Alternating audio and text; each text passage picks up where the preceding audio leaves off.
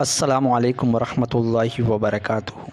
आर्य समाजी की आइडियोलॉजी को लात मारने का कारण ये है, अर्थात उनकी दिए हुए सिद्धांत को रिजेक्ट करने का कारण ये बना कि उन्होंने अवतारवाद आदि आदि का उन्होंने नारा लगाया, और जो खुद के लोगों का ना हो सका वो दूसरों को ज्ञान विज्ञान की बातें बताते हैं, तो बड़ा ही मिथ्या और बड़ा ही हंसीपूर्वक कथन महसूस होता है।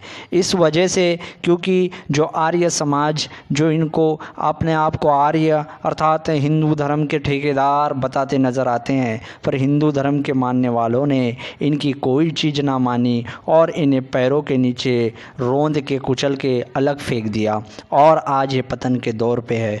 बहरहाल आज नई नई बातें रच रच कर अपने ही पूर्वजों को गाली देने में लोगों को एक्सपर्ट बनाया जा रहा है। आइए देखते हैं राम भगवान भगवान थे, महापुरुष थे या कौन थे।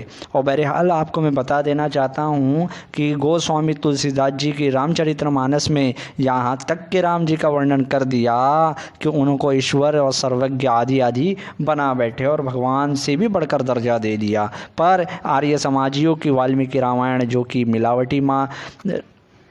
जो कि कटाफटा रामायण उन्होंने लिख लिया और किसी को प्रक्षित और आदि आदि करके बाहर कर दिया। आइए देखते हैं कि वो क्या कहते हैं। श्री राम अवतार नहीं थे, ये बात श्लोक से पढ़ के शब्द का नर से सिद्ध हुई। वाल्मीकि ने मनुष्य के संबंध में प्रश्न किया है और नारद जी ने मनुष्य ही का वर्णन किया है। अवतारवाद वेद विरुद्ध है, यानी ये बताया जा रहा है कि इनके जितने पूर्वज जो आज से लगभग 150 वर्ष के पूर्व के जितने भी थे वो राम जी को अवतार मानते थे, पर इन्होंने कहा कि अवतारवाद तो वेद विरुद्ध है, और जो वेद विरुद्ध बातें है वो अधर्म है, और अधर्म करने वाला इंसान ही नास्तिक है। यानी इन्होंने कह दिया कि तमाम हिंदुइज़्म के जो 95 से लेकर 97% आर्य समाजी को 2-3% छोड़ के जितने लोग हैं वो वेद विरुद्ध काम करते आए, अर्थात सब के सब अधर्मी थे। आइए और खुल के बात सामने आएगी। संपूर्ण जीवन चरित्र महर्षि दयानंद सरस्वती पेज नंबर 563 क्या कह रहा है। राम और कृष्ण मानव थे परंतु भगवान का अवतार थे, ऐसा लोगों की मान्यता आई। भगवान मनुष्य बना दिया गया और मनुष्य को भगवान बना दिया गया। ये देश पुण्य भूमि कहा जाता था, यह अच्छी पुण्य भूमि है। सारे अवतार भारत में ही जन्मे। अगर हम ऐसे सवाल करते तो बड़ा उसमें तर्क वितर्क करते हैं, पर ये अगर पूछे इनके पंडे पुजारी तो उसमें भी इन्हें बड़ा मज़ा आता है। तो अवतारवाद को पोषक गीता में एक श्लोक है, यदा यदा ही धर्मस्य, ये दुहाई देते हुए ये कहते हैं जब जब धर्म का ह्रास का पतन होता है तब तब पाप बढ़ते हैं, तब तब परमात्मा अवतार का धारण करने धर्म की स्थापना के लिए जब जब अवतार में प्रकट होता है। इसका अर्थ है कि ये पुण्य भूमि नहीं। तो यानी यहाँ बता रहे हैं अबू दयानंद जी अपना तर्क दे रहे हैं। क्या दे रहे हैं? यह तो पाप भूमि हो गई, यानी जो हिंद है वो पाप भूमि हो गई। ईरान, इराक, अरब, इंग्लैंड, रूस, फ्रांस, जर्मनी, इटली एक भी अवतार नहीं आया।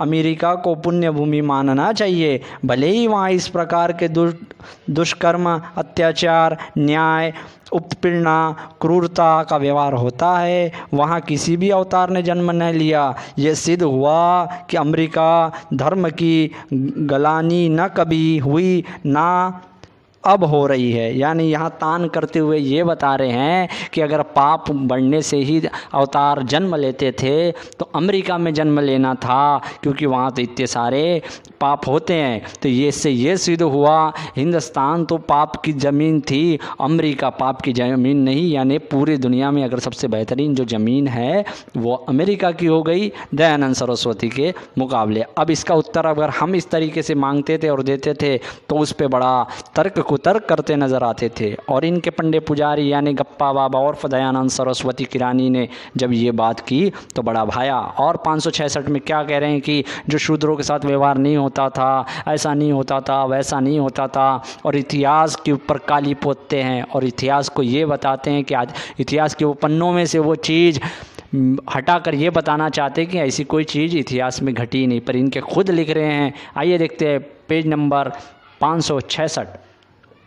शूद्र के घर जन्म पाने वाली की विद्या प्राप्ति का कोई अधिकार नहीं था। उनके लिए शिक्षा के द्वार बंद थे, मंदिरों में उनका प्रवेश वर्जित था। इससे भी यही बुरी बात यह थी कि जाति में करोड़ों व्यक्ति को अपरश यानी उन्हें हाथ लगाना भी माना जाता था। ना तो कोई उन्हें स्पर्श करता, न हाथ लगाता था और ना किसी को स्पर्श कर सकते।